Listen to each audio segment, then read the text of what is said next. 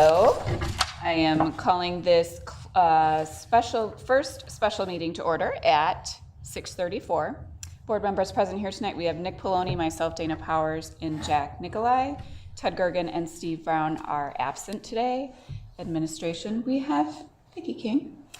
And no visitors here yet. May I have a motion on the agenda? I move to approve the agenda. So moved. Second.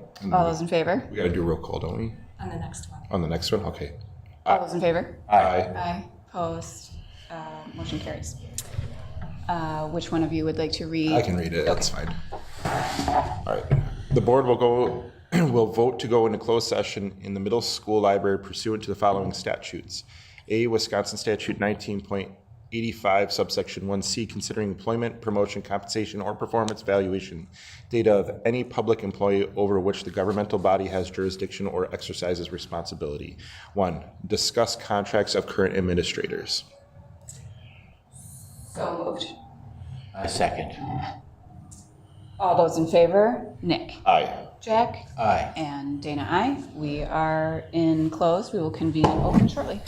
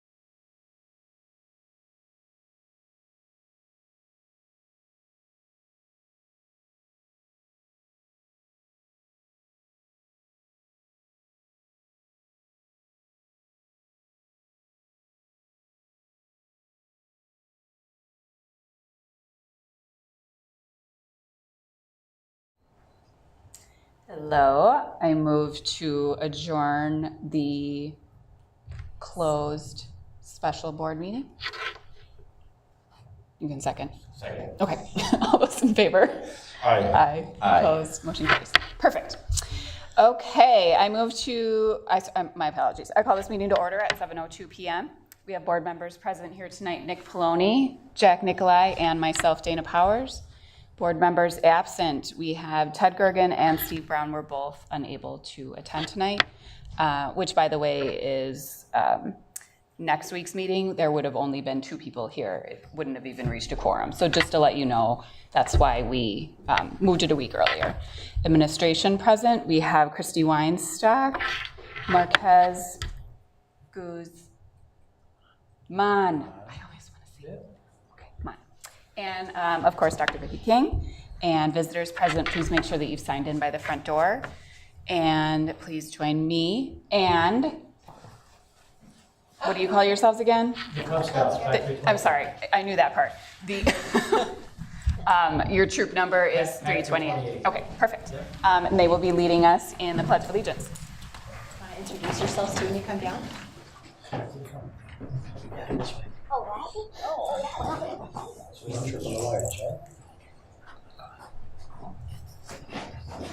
What's your name? Quinn, Hi, Quinn. Yours? Graham, Hi, Graham. Noah, Adam, Henry. And I'm Mike. See you again. Thanks again for inviting us. Thank you for being here. Go ahead and face the flag. Signs up. I pledge allegiance To the flag of the United States of America and to the republic for which it stands, one nation, under God, indivisible, with liberty and justice for all. Thanks so much for being here. Thanks, guys. Thank you. Great Thank you so much. So fun. I love that we do that. Yeah. We're like, time for ice cream. Okay, I'll take a motion on the agenda. I move to approve the agenda as presented. So moved. Second. All those in favor? Aye. Opposed? Motion carries. President's report. I do not have anything to report tonight. Clerk, Jack, can you Yes, I take can. over for Steve? I have election information to announce. 3 people have taken out candidacy papers for the 1 3-year position up for election on the school board. The primary election, being held today, will narrow the field down to 2 candidates. The 2 candidates with the highest vote totals will appear on the ballot for the spring election. The date of the spring election is April 4th, 2023. And I assume there weren't any other correspondence? No, there is no other correspondence. Thank you. Steve isn't here, so we will move on from the CISA 2 update. And Can we ask you to read through the treasurer's update is information? that okay? Can you read through and then We can make a motion. Yeah. All right, so first up, we have the treasurer's report. So I dated January 2023. I'll read the ending balance for each of our accounts, and then at the end, one of you can make a motion to approve the report. That'll be at the Don't end we for make a consent. broad motion? Oh, yeah, I forgot, you're Yep, right. that's I was working off my script from prior to their change. Good. So our general fund cash account had an ending balance of $977,155.63. Our credit card account had an ending balance of $56,026.22. Our EBC Flex and HRA cash account had a balance of $28,116.45. Our capital improvement fund, Fund 46, ended with a balance of $30,556.32. Petty cash, balance of $300. LGIP ended with a balance of $2,204,432.55. WISC ended with a balance of $22,719,781.65 for a grand asset total of $26,719,781.65. $16,368.82. I do want to note that we did receive our January property taxes. We received approximately 3.2 million out of the 7.4 million that we will receive for the fiscal year. That's about 43%. We did also receive our February property taxes already, so that'll get reported next month. So that is a big help for us in terms of cash. We did pay back our short-term borrowing of $300,000. That included $1,600 of interest for the year. It's so small. And so hopefully we'll be able to move away from that in future years, assuming everything works out as planned, as budgeted. So we originally borrowed that money on December 1st, and we paid it back on January 17th. So that period that we have been borrowing has been getting shorter over the last 3 years. And like I said, it's projected to hopefully evaporate next year. The next item is the payment of accounts payable bills. So I present those for our accounts payable bills dated January 1st through January 31st, 2023. And that includes checks numbered 71602 through 71649, as well as checks numbered 2022-00704 through 2022-00856.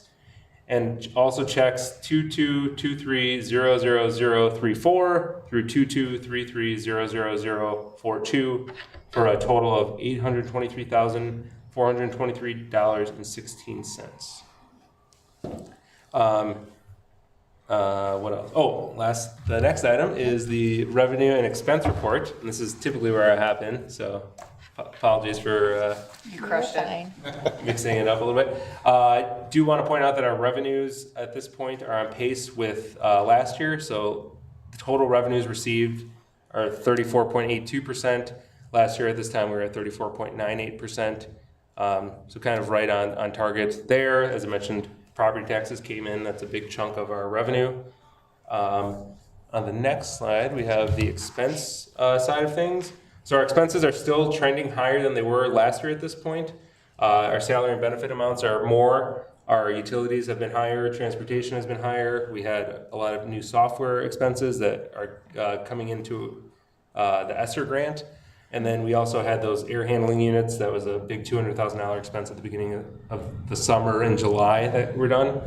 Additionally, our interfund transfer, that 800 level line near the bottom, is significantly less than last year. And because of that, the total budget is actually less than last year as well. So even though our expenses are up, our total budget is down. So that's making the percent expended higher still. And so that'll be the case throughout the whole year until we get to June when we do that interfund transfer. And then obviously so it won't be until the last month that we'll catch up year to date, but things are still on budget. I don't see any cause for concern on the expense side either. How much has utilities gone up?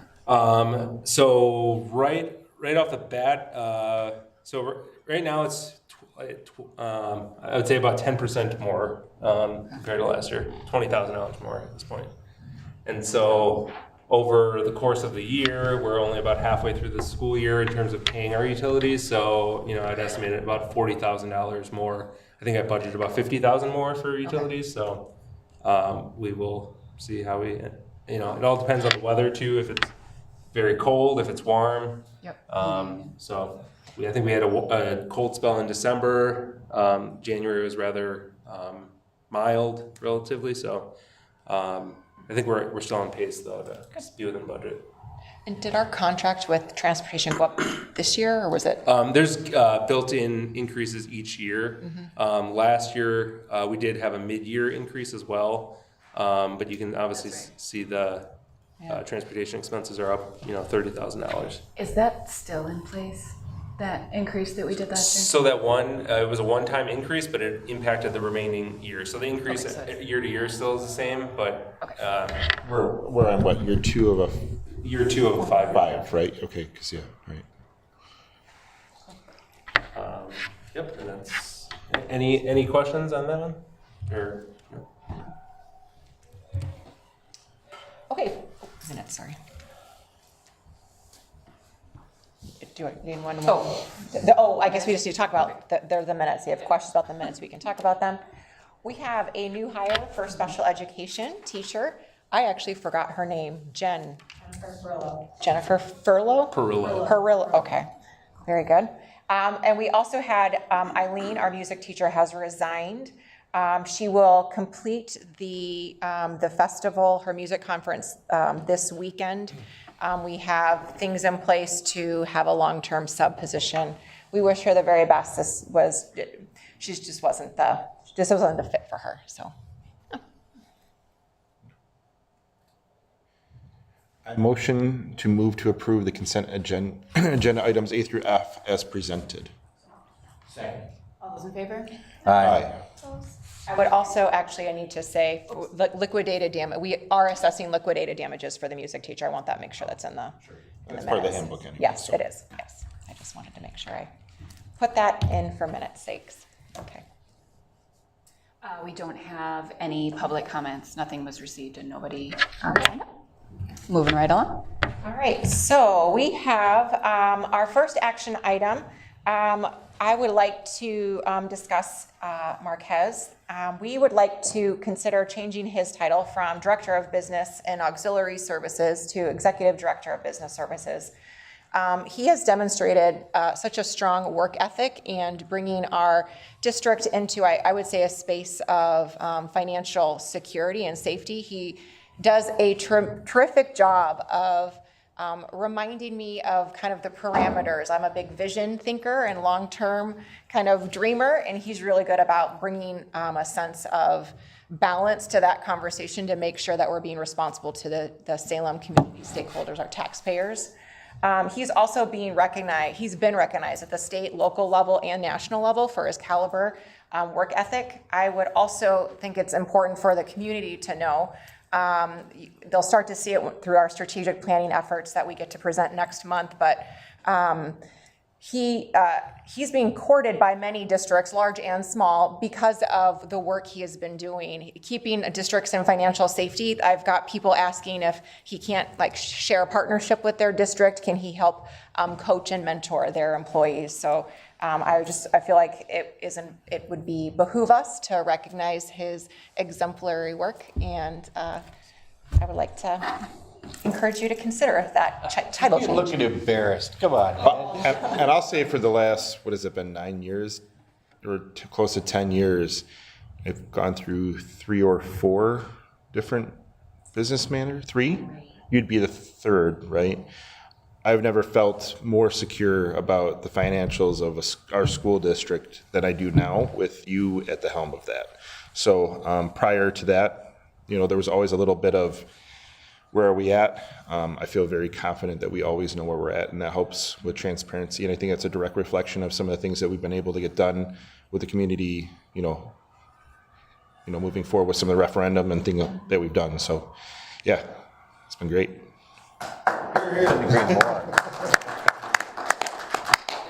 And I do want to say that I really enjoy being here. I love our board, our administrative team, our staff. I don't know. I'm happy to be here. I'm so glad I took this job, and hope to be here for the foreseeable future. You are a true asset to us. Absolutely. Speaking your language. Thank you, Marcus. Oh, I need a motion. How would we word this? It's right there. On the, Right at the very bottom. I move to approve the Executive Director of Business Services contract. so moved. Second. All those in favor? Aye. Opposed? Motion carries. Gotta get my eyes fixed. It's too small. All right, so the next item is an organization chart. So this comes out of a little bit of digging through policy, some of the work through my state interviews with our staff, examining, trying to make sure that I know the chain of communication, and it even comes off of kind of thinking through Marquez and that executive director role. So in policy, you're supposed to be reviewing the organization chart. The organization chart's also supposed to be in our staff handbook, and we haven't updated it in a little while. So I would like to update our organization chart and propose some changes that, and so for full transparency to the board and to the community, I want to talk about a little bit of the background and where we are currently and what I would like to suggest moving forward. And past a while back, a few years ago, we had a principal, an assistant principal, and then there was a dean of students. And this was like at the, and there was the district administrator. And then now we have the two principals, we have a dean, and then we have two support coaches. And I'll talk about what each of these people do. Right now, principals, by nature, they are allowed, and assistant principals, their certification allows them to do evaluation, to respond to parent phone calls, student discipline, really be that point of contact for families when they have concerns about things that are happening both on campus, but off campus for sports or in night events. In some places, a dean has the ability to do the evaluation piece. Currently, our dean is unable to do that. So ensuring that staff are also kind of doing that tier 1, tier 2 expectations that we want to see. Really, a dean and our two support coaches, they don't have that leverage because they're just a colleague. And so it really out of conversations with people, it creates this uncomfortable tension when you're trying to encourage adult behavior to change in a way without trying to make it sound like they're pointing a finger, because their job isn't to be an evaluative in nature. Really, our support coaches, we call them support coaches because we didn't want to call them a dean, but their role, and one of them has already left, so we're already short one of them. They resigned early, but they're a dean role, but we call them coaches. I'll get to the next point in a minute. So when I break that number down, because when I think about the organization chart, I'm also very cognizant of the overhead of staff and what that looks like. I want to make sure our one of the goals you'll see in the strategic plan eventually, we have a ratio of staff, faculty, administration to students. So there's transparency for the community to see we don't have too many people at the very top, and we have enough teachers in the right spaces. In the past, we had 2 at the building level, the principal and the dean. And then we, at that total level, it gave us 4 with the superintendent. We had a principal of pupil services at one point, a director of curriculum instruction, and then 1 business manager. So that's how it was shuffled out in the past. So there was 6. Excuse me, I can count, it's there. 1, 2, 3, 4, 5. Yeah, it is. Okay, I did it right. And then presently you can see that we had 2 principals, 1 dean, 2 student support coaches. That's at the building level. We have myself, and then we've got the director of student services, and we have now the executive director of business services, and so that's 3. So my goal, in my mind, I'm trying to keep that number. I'm not looking just to grow the number of overhead and leadership in the organization. I am recommending 1 principal for a building 4K through 8 and 2 assistant principals. Those 2 assistant principals, I have highlighted the things that they would be able to help us do, including what our deans are currently doing. So discipline, but they would also help with supervision. Having those employees, it's not additional hours to ask them to stay late for activities and games and participate in those things. That's part of their contract. They could help pick up the evaluation process to ensure that we're doing the things that we say we're going to be doing with fidelity. And then maintaining meetings with parents, but also they can help lead the IEP meetings and 504 meetings. Truly assistant principals in my mind, if I'm thinking succession plans, so the assistant principal role is really, it's the step before you become the principal. So you learn all of the things you need to be working out before you become a building principal. And so for a job description for assistant principals, it's very clear on the expectations of what they would be doing. In the same way, how this would change, though, I would like to suggest having a director of teaching and learning added to the district level, and that person can help run professional development, all of our assessment, so they would become the director of assessment. They would take over all of our new teacher orientation work, which is going to be blown out pretty significantly through the strategic plan. Starting our curriculum reviews, you'll hear a little bit about that. We've got textbooks that teachers had when they were kids here, and they're significantly out of date, and we're still teaching out of them. This person would oversee our MLSS framework, title funds for Title I, II, and III, EL. They would oversee our EL coordinator, handle our PLCs, and just a host of other things. And I'll say right now, I'm doing the best I can. I've got a great team with Christy and Patty and Ryan to help with the professional development. I would say our needs for focused professional development and some of the support our teachers are seeing in the state interviews, it's clear we need to be more laser focused on giving them what they need, and me doing the system work and all of that work. I'm doing the best I can. I know it can be done better, and I believe our students deserve more. So let me talk about what that would look like. So at the district level, in my mind, it would be you, the Salem Board of Education. There would be the superintendent, me, and then in the event that I'm not in the building, the executive director of business services, Marquez, would be the point person that we would talk to. We would have a 4K through 8 principal, a director of teaching and learning, and a director of student services. So that's the first level. And I want to kind of start breaking it down a little bit more. And in my mind, if this gets approved, or even any iteration of this gets approved, this is going to go on the website. And then once you can start looking at our job descriptions that are going to go with these next month at our next board meeting, they'll be hyperlinked so people can see what each of these jobs look like. So there's no confusion on why we've employed certain people. And they'll be able to see that we've reduced staff in some areas in my leadership team so I can move them around in other places.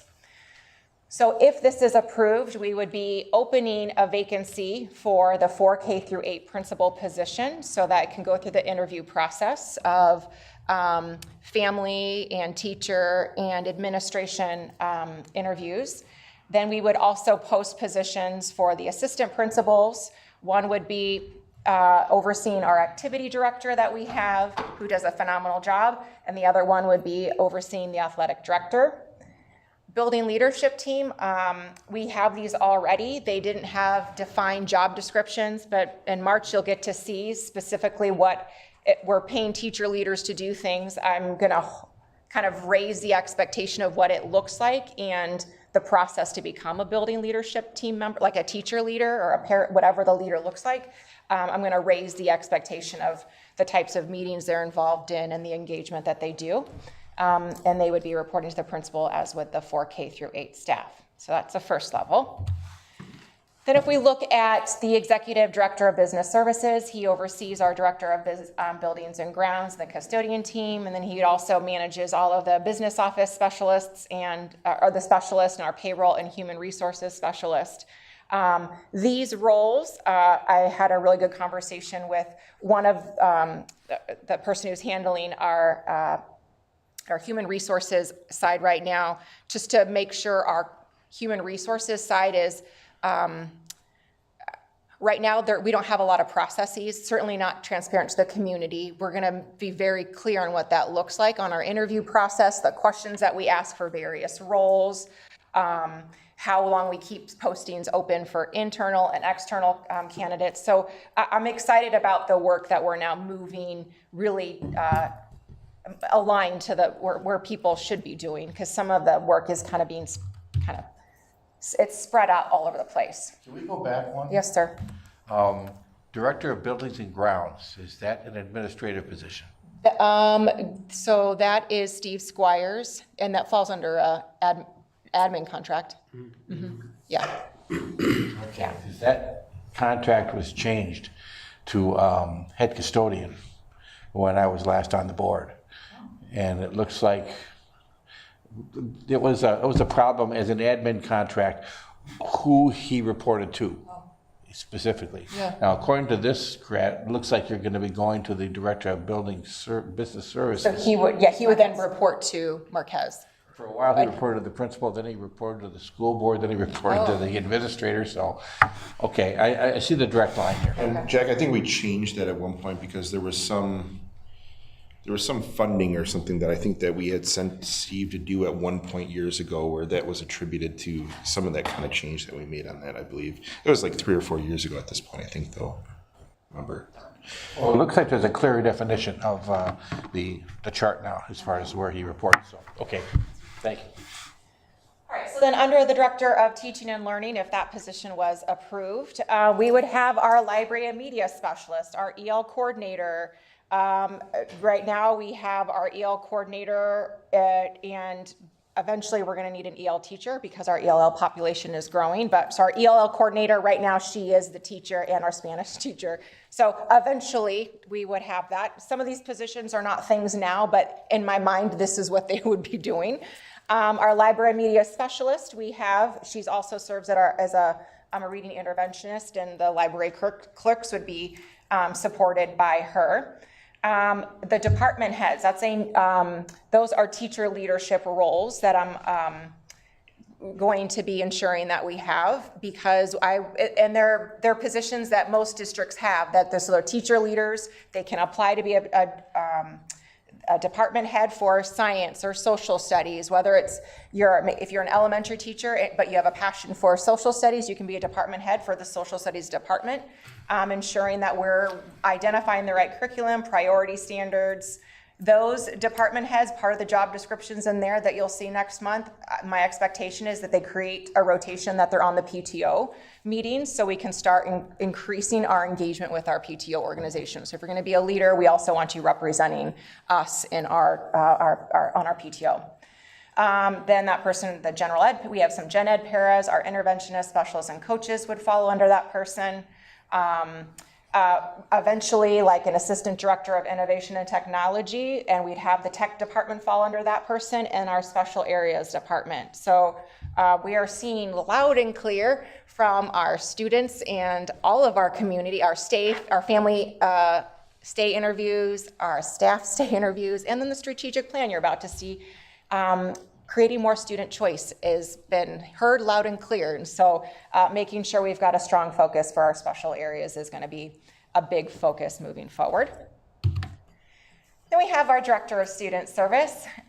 We have the admin assistant, there's the SPED coordinator that goes under her role. All the SPED paras fall under that person. Everyone in the SPED department would follow, or SPEC Ed, sorry, I'm using Illinois. SPEC Ed, Special Education Department, would follow under the Student Services. Our Mental and Behavioral Health Department would follow under that. Our Early Childhood Development, and then our Special Education Department head. One thing I'm noticing that's not on here, and it should be, is any work related to our alternative program work. And I just realized I need to add that little box in there. So making sure that we've got, for students who the gen ed setting isn't maybe the best place for some of our students, they may need a spot to learn outside of the general ed classroom. I want to make sure that we've got a strong alternative ed program. And that should be a box in there. I just looked at this 97 ways to Sunday and I just noticed an error. So that's fun. Okay. So with that, the changes that I am proposing that would make to the 4K through 8 principal job and the Director of Teaching and Learning, I wasn't clear, perhaps for the community and for everyone to hear. The coaches position, so those are 2 roles in the dean, so that's 3 positions. So I would be shrinking those positions down just to 2 APs. So we're going to 3 FTEs to 2 FTEs. I'm not adding more staff. In fact, right now I'm essentially shrinking staff anywhere I can from the built district level, so I can make sure that we've got more opportunities for student choice and at the teacher level. So what questions can I answer?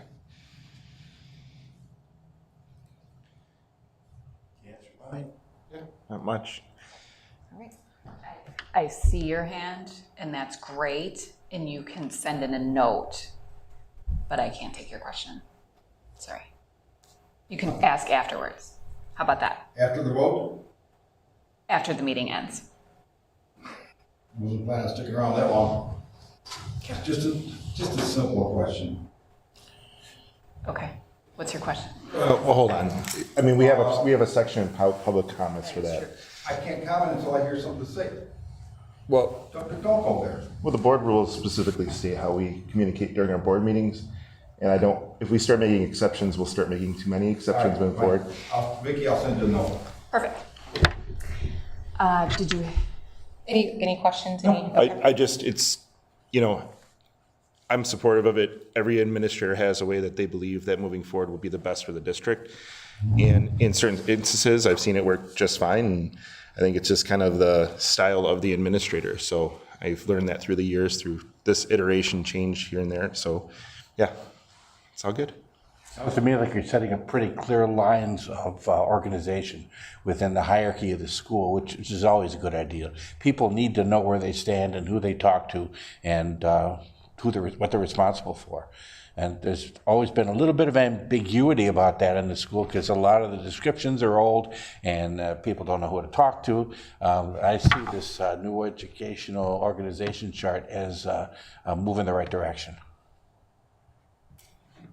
I remember us asking a previous administrator for essentially this, and it went nowhere, and that was frustrating. I remember that being frustrating because it's like this is your job, and in these months then that Vicky has come on board, again, I'm just going to send some reminders. Typically, when a superintendent would join a school, they would take a year to put together a strategic plan. Do you remember that meeting? Yeah, yeah, very much so. Remember that. Where I believe it was August or September. I forget exactly which one, but it was either her first, if not second meeting. And Vicky said, I am going to do a strategic plan, and all of our jaws were on the ground because we were like, it was unheard of for somebody to be that ambitious to come in and do it. And in the amount of months that it's taken to do this, to have an org chart that not only makes sense, but has already been floated by Vetted. people internally and with mentors, and it's just a true testament to how she had this vision. And in a matter of these meetings that, again, are almost unheard of for a superintendent to be doing, especially in their first year, this is amazing. It's amazing for Salem. It's amazing for Salem School. It's so amazing for the staff within the building because now they can see that clear line. And again, I know that there's concern out in the community of, who do we talk to and how, this could not be more clear of what that chain of command is. And I can't be more pleased that this is put forward. So, Remember we were calling like other districts and stuff like that, trying to like, what was that, 5-6 years ago at that point? Yeah, that was crazy. And again, that's just, and that's what's great about, being able to look back on these years and be like, wow, seeing how much she's done in this short amount of time, just with, the board behind just empowering, being like, you are doing absolutely amazing, keep doing what you're doing, what can we do to help you? It's just so great, so great. So, motion. It looks like this motion would cover the change that you talked about. Correct, because as discussed as well. It says up there. Yep. Discussed and, okay. I move to approve the organizational chart as discussed and presented. Second. All those in favor? Aye. Opposed? Motion carries. Thank you, Vicki. Thank you. Okay, so as Dana talked about earlier, this meeting, I had to reach out to Shayna to get language. So this is a special board meeting because at our regular board meeting, we would not have had a quorum. And so we need to we have to have a motion to cancel the February 28th meeting. I move to cancel the February 28th, 2023 regular board meeting due to a lack of a quorum. So moved. Second. All those in favor? Aye. Opposed? Motion carries. Oh, this is exciting. I won't try to be longer than we're going long. So our 23-24 calendar, the draft that I'm presenting, here's what's exciting. We have established 5 additional community engagement events. Those events include, but are not limited to, like a curriculum night. What is a curriculum night? It's different than back to school night. So curriculum nights would give families an opportunity. It's typically, you can bring your kids, but typically we don't bring the kids to curriculum night because it's more for the adults. They can learn what are the teachers going to be teaching in the classroom? What does music look like in the school here? What does my child's schedule look like? Where do they walk around? So curriculum nights are for families to understand the content that the teachers are teaching them. And the administrators usually do a welcome presentation, just a brief conversation to kind of help establish the order. And then for parents of middle school, they get a little sense of like, oh, that was a quick experience. So it's like a few minutes in every room. They get to kind of cycle throughout the building. For our elementary families, it helps them understand that, yes, it's a big building, but it's going to feel smaller because you get to kind of go in the places your students go. So we'll have curriculum nights. We have a fall festival, math nights, STEM nights, PBIS celebration nights. We have all kinds of nights, events. We're really trying to ensure that we are opening our doors and providing information to families that I'm starting to hear they're just curious about. So we're going to make it an organized event. Our teacher in-service days, I met with a staff person today during a state interview, and they could not say enough about this. So our staff in-service days, we're changing them up a little bit. The days stay the same. That's not going to impact students or their family schedules. They're as they normally are, but we're going to follow some adult learning principles, which are probably something you're like, yes, that's how it'd be better. So instead of an entire day of a sit and get, I've broken it up so that they're going to get 4 really intense hours of training. In fact, I've already set up a keynote speaker and some guest speakers for our August in-service days for staff lined up for those days. So like they're booked and ready to come because they're going to be intense, but they're going to be powerful, motivational. And then the afternoon, this is where it's allowing us for the community engagement piece. So they get the flexible opportunity. They can stay and do work time and team meetings, or they can, like the day is those work hours, I'm taking those work hours and using them for the weekly time embedded for district-led teacher training. So that 4 hours, teachers can choose to stay here and work. They can co-plan with their colleagues, or like the teacher today was saying, it's so nice to know that I'll be able to go to my specialist appointment after an in-service because that is going to be a flex time. However, now what I'm able to do because of that flex time, they are required to, at the beginning of next year, we'll have signups that teachers have to participate in 4 hours of any of those night events that we're hosting. So our staff are a part of them. Staff are actually pretty excited. The ones that have talked to me, I can't speak for all of them, but a handful are like, it's going to feel like we're investing back in our school again. It's been a while since we've, been able to come back, and I'm building it into their contract days. So if I'm going to hold a fall fest, I want my staff here for it. So that's going to be, they can choose to be at the fall fest and they can choose to be at the math night. Regardless, the expectation is that we're going to have staff at every single one of these events. We're also, it's already on the calendar, and our 6th grade teachers are already talking about 6th grade camp. 6th grade camp will be for students for 6th graders to see what it feels like to be in middle school, because it is a big adjustment. I know about that. So we want them to have time to get to know the teachers, get to practice in their lockers, to go around the schedule. It's just going to be a fun day. Some leadership activities invested in that. We've created a more flexible conference timeframe for our families. Right now, the way we have it, we have time blocked at nighttime, some from the 4 to 8 time frame, but also from 8 to 12 in the morning. So what we're finding is our parents had some hard time just always booking them at the nighttime, and so we've adjusted it so we can make sure our families have more flexibility in the time they want to meet with their teachers.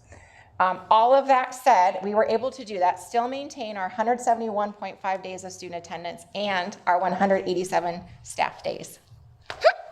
Wow. I'm kind of excited about I this. can tell.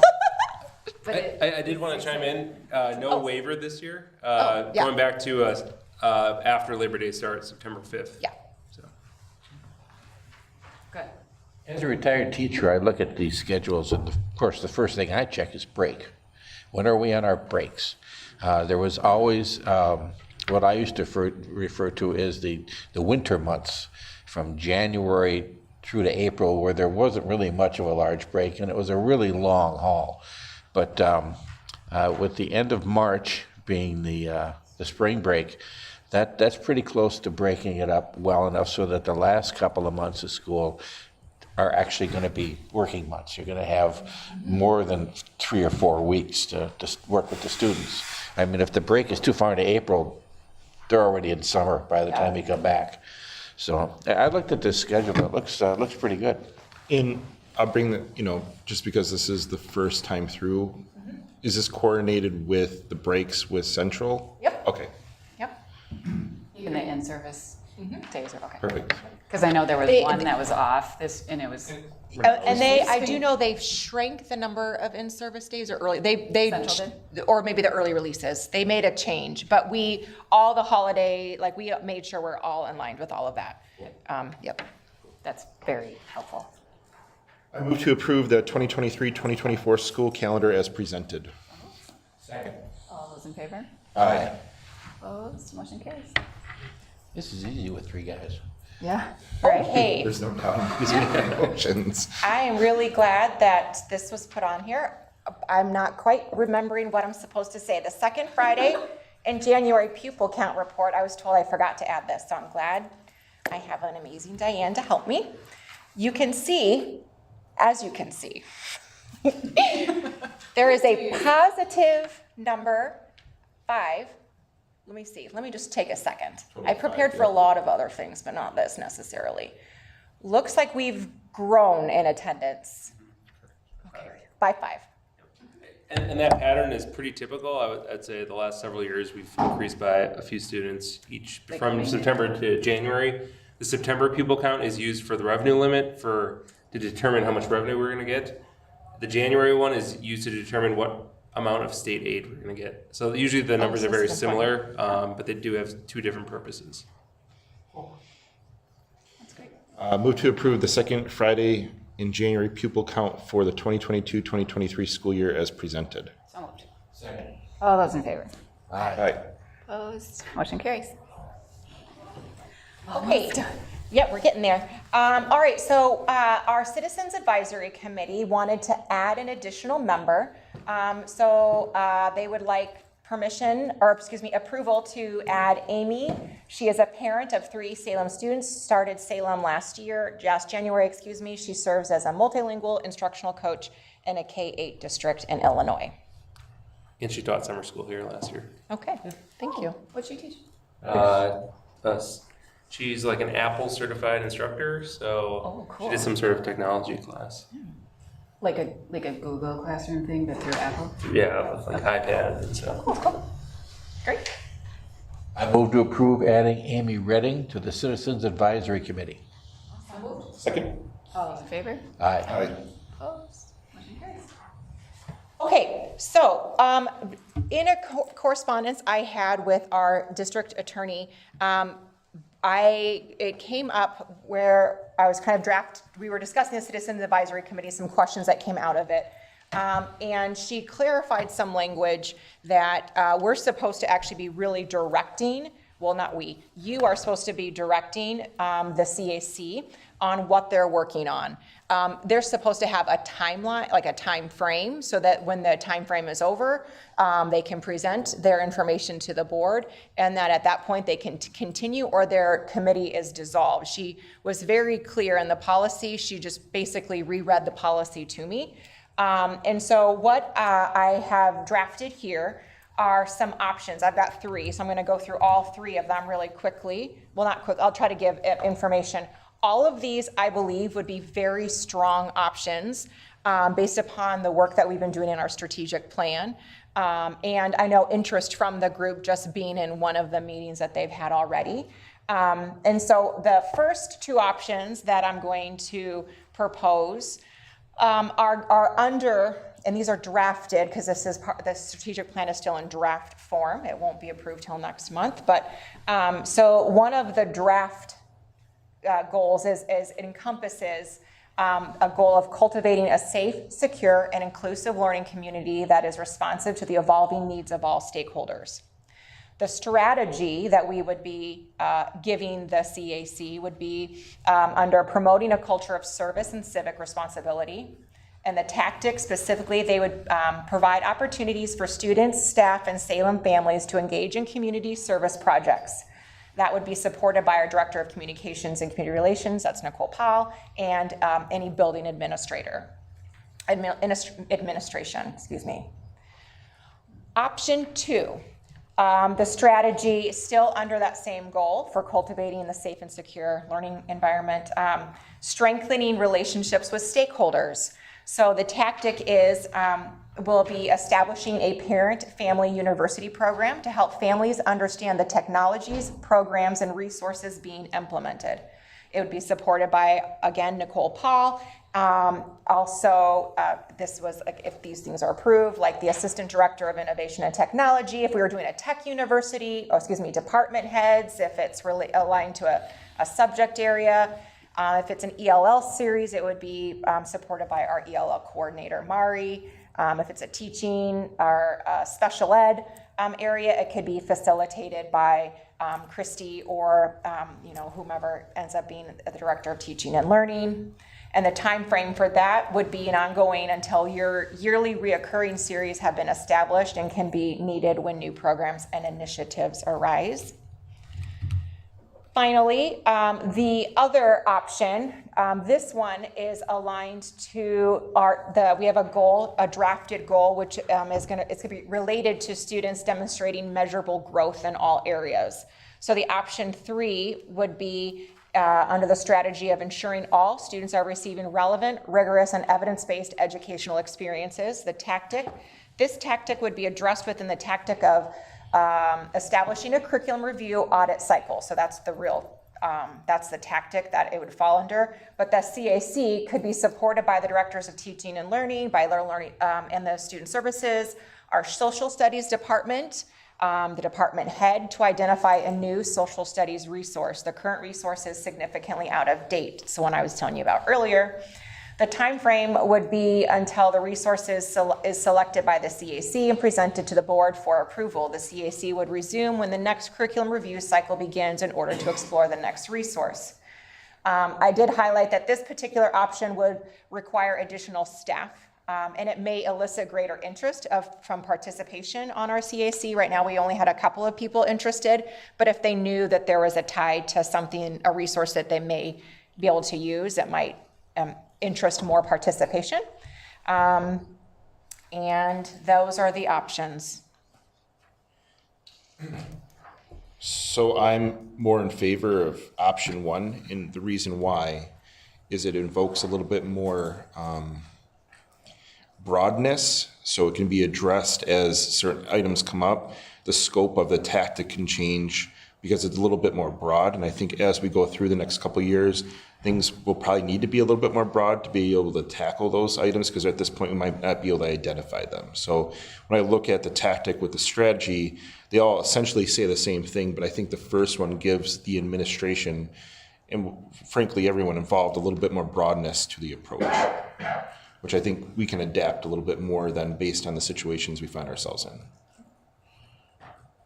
Meaning that we could ask that committee to Focus on other points as long as it's within the strategy and the tactic supports it, which it's a pretty broad tactic. So I think we could almost kind of elicit any kind of tactic into that based on the situation we might have arising at that moment. It does open itself up for growth.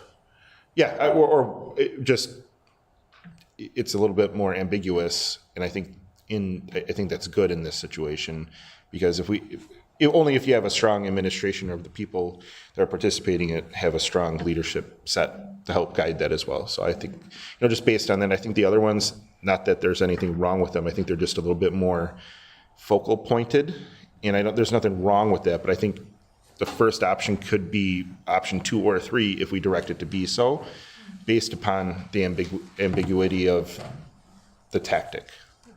Makes sense. Yeah. Tried to really throw some words out there, I guess. I don't know. Those are $1 million words, Nick. It just sound like I'm talking. Well, there was a lot to consider, all the 3 options, and they got kind of intense, but I'd like, as you said, the way the first one is set up. Yeah, and I think through the years, more Not that I just think when we pigeonhole ourselves into a specific situation, we end up having to change it anyways. Yeah. To be more broad. So. I do like the first one as well. That jumped out at me more. And now hearing what you say, Is that CSI? yeah, they cool. The forensic team coming here. What I like about it is the amount of creativity that could come out of that particular, and I think it goes hand in hand with what you're talking about, Nick, where it's, because it's not so pigeonholed, it can be here, CAC. Here's what we got going on now. Let's work Yes, together on fixing you it. want to be involved in the school, awesome. They will then have the most impact to get the rest of the community involved as being the parents who want the school. They want the school to succeed, let's have a run walk, let's have a, whatever else that way. And again, piggybacking on what you're saying, Nick, is that creativity part. Then you have all these, you have a Apple certified person, you have, I don't know the other backgrounds, but it can just be a cause for creativity, especially with other people coming in at the benefit of the school and the kids getting involved in it. So I'm really enjoying that one as well. Bump it down, I'll make a motion. Here we go. All right. I move to direct the Citizens Advisory Committee to focus their work on option 1 until the task is completed to board satisfaction. Second? All those in favor? Aye. Close. Good, that's exciting. Okay. Doo-doo-doo. We're going to have our academic career planning. This conversation, you can see it's a requirement that you get an update on what we are doing. And so Judy is going to share. Thank you. Good evening. So I appreciate the opportunity to give you an update on what we're doing in academic career planning at Salem, and I'm going to mention a couple of things we're exploring as our future options too. So among the things that the students do is they do have monthly lessons that are involved in Zello, which is a state-provided program used by K-12 schools starting in 6th grade, but then also in higher education as well. So it kind of provides them access to some resources that can continue with them to other school districts that they go to and other educational opportunities. But we also then do some additional activities related to career development just to get them kind of exploring and engaged. One that is kind of highlighted on our slide is I came up with this idea of a dream board last year, and the kids got so engaged in it, and they love sharing. We have them think about, what they want, their goals, kind of how they're going to get there, some strategies, and they create these boards, and they share them with their class.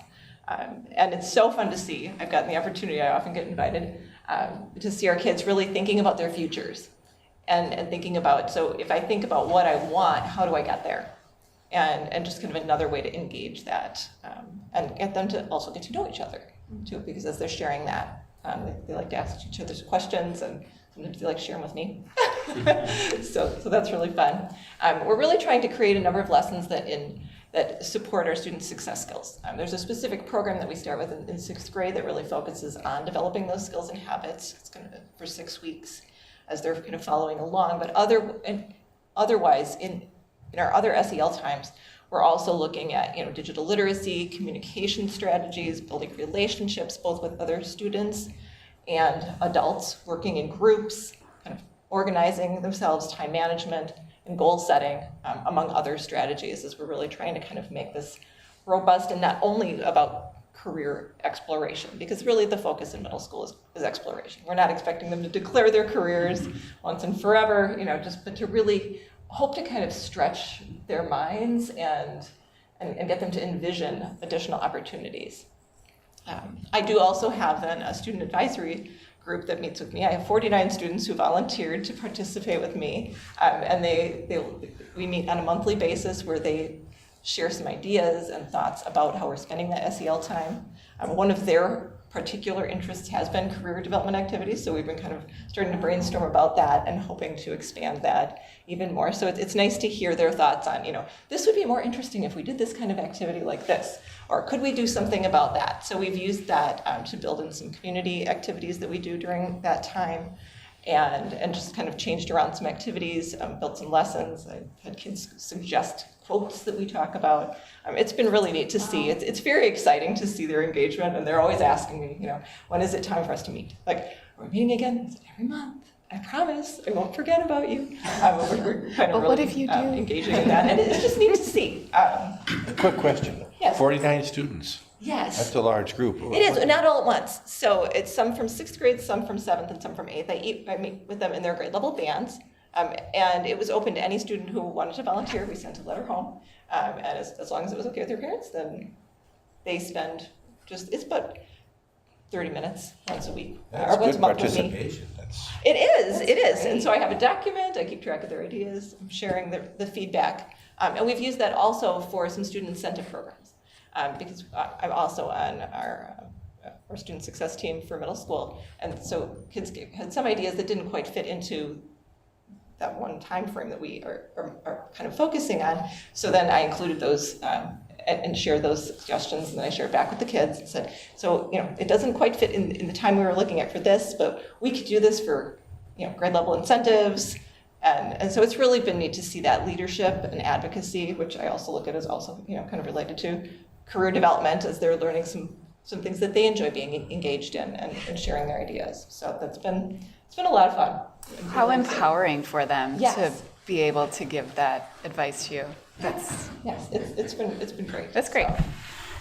So, in 8th grade, we do focus more on kind of some transition to high school, to explore their career pathways, career interests, and to try to tie that into some of their high school electives and choices, so that they can start to kind of sample and explore activities. We do have a financial literacy through the Community First Bank, where the bankers kind of come in and help them thinking about some of their career interests, how that would translate into potential income, that they kind of try out their budget. It's always interesting to see their $1 million dream sometimes. A little adjustment for their Gotta initial get Marquez involved. Yes, and we've always gotten kids kind of involved in some research in careers and post-secondary options. But one of the new things that we're going to be trying this year, as we're looking at kind of deeper engagement, is helping kids, our 8th graders, create kind of a Google presentation where they kind of are summarizing their interest in a career, some of the training opportunities related to that, and kind of create that into one document, with the hope that they can then share that.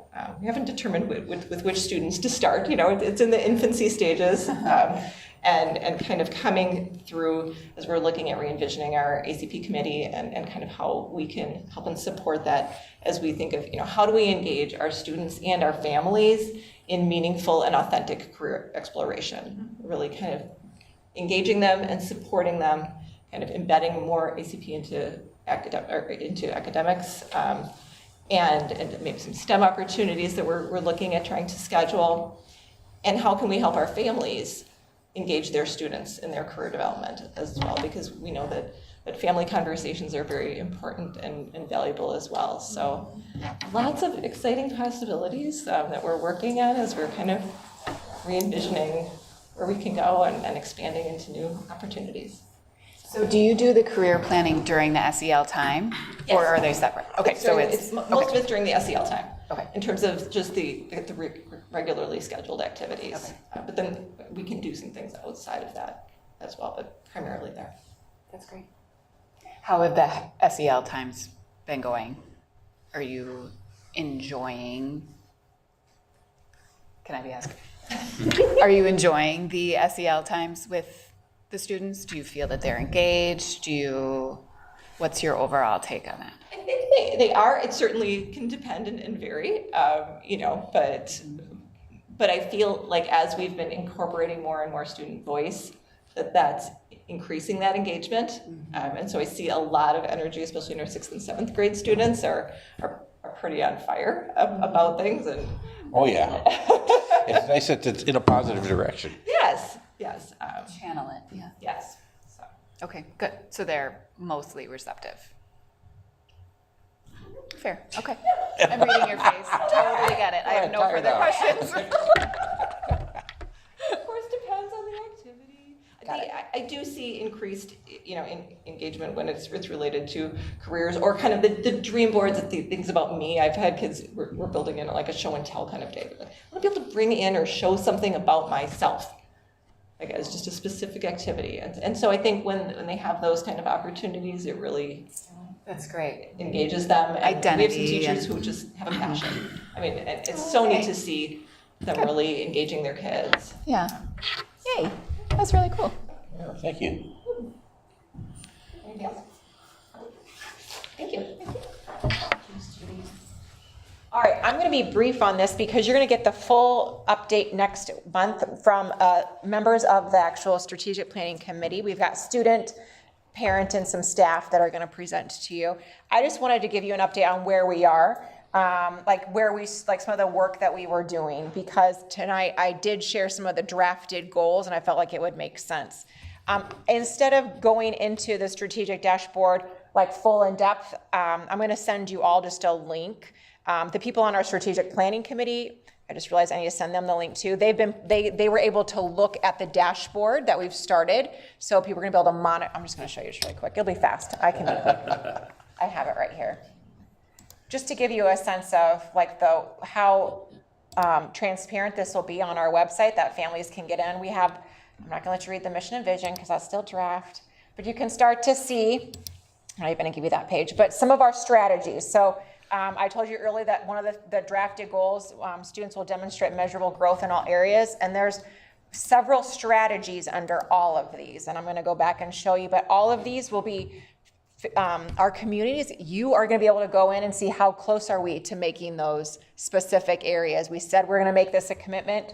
Where is the district on it? They'll be hyperlinked to documents in any one of these areas so that the community can go in and actually see live evidence of whether it's a meeting that we're holding and they want to see some minutes or they want to see some artifacts. So they'll be linked and so it's very accessible to our community. So I'll give you all a link to that. But we took the SWOT, which was our strengths, weaknesses, opportunities, and threats, and we identified the top 2 areas for all 3 of our student growth and achievement, learning and working environment, and our financial and facility and technology. We'll go into more detail next month, but what I'm about to show you, our primary goals, this came directly out of the collaboration of our dynamic team. And we've got one of our parents here who is just every single week or month they were here and they just did really hard work. I'm very excited about it.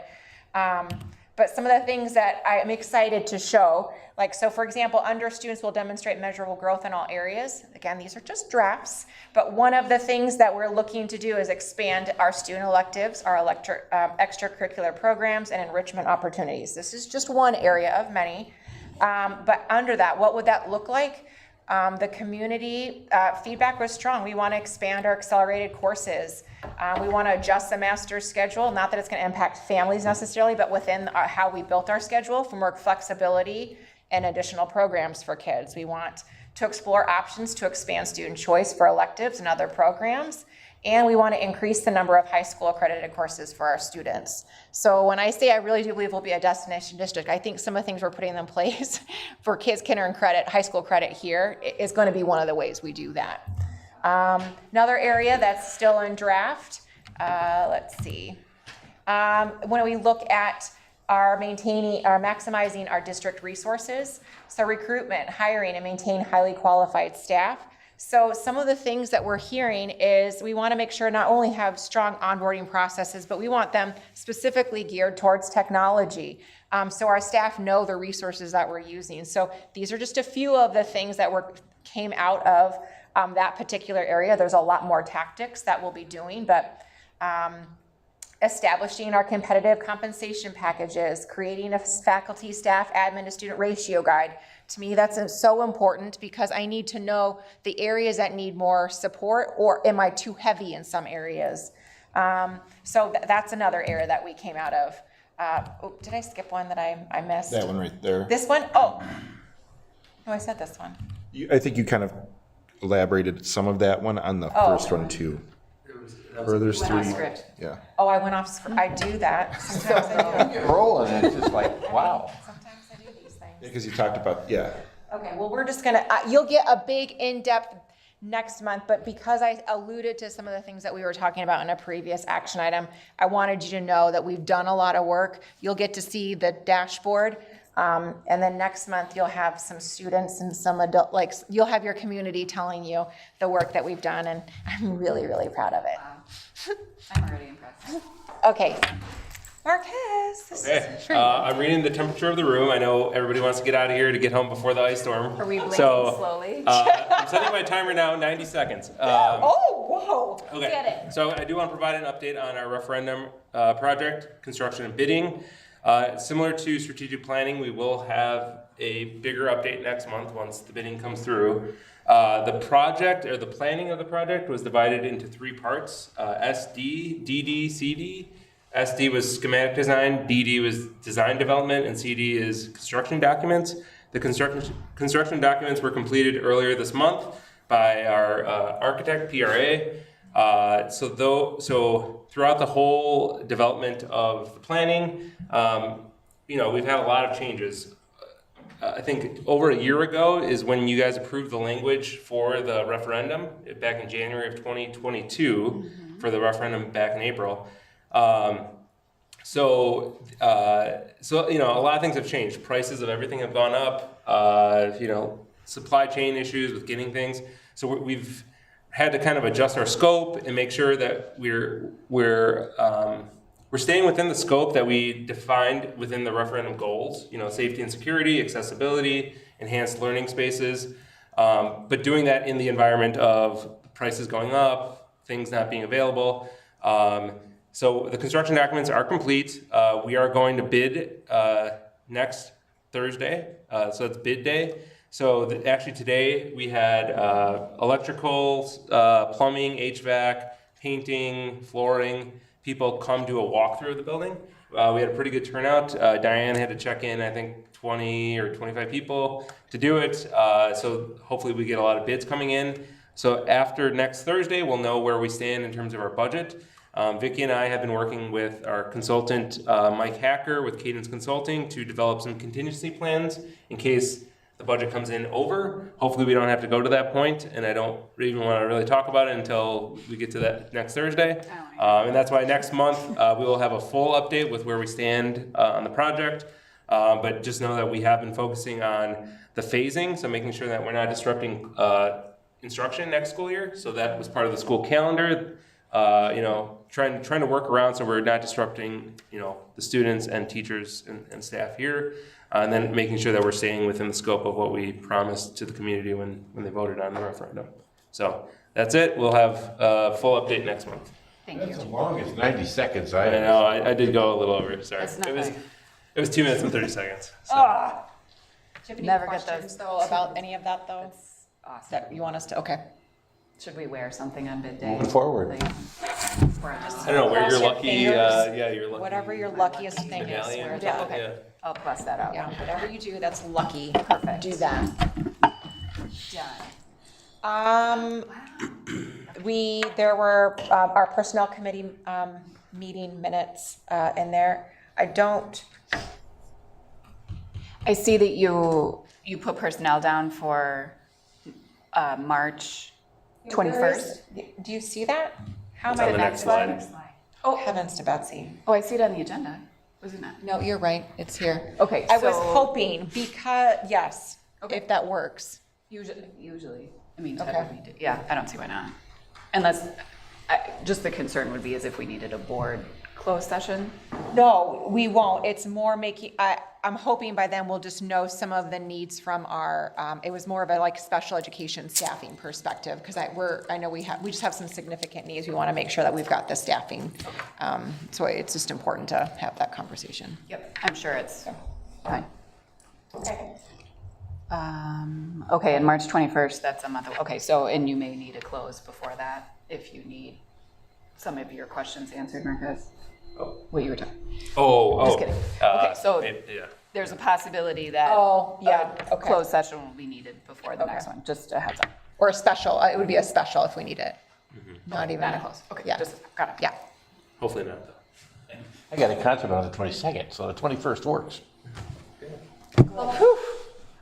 Just looking for that quorum there, Jack. Yep, we're having trouble with that, aren't we? I have This is not. the first time ever I think we've had a problem I've with never it. had that issue before, where it was, oh my gosh, we can't have the meeting on its regularly scheduled time because we've first only have time, 2 people yeah. here, yeah. So that was fun. Okay, so the next school board meeting, March 21st, 7 PM. I move to adjourn the meeting at 8:11. Second. Awesome. All those in favor? Aye. Aye. Opposed, we are adjourned.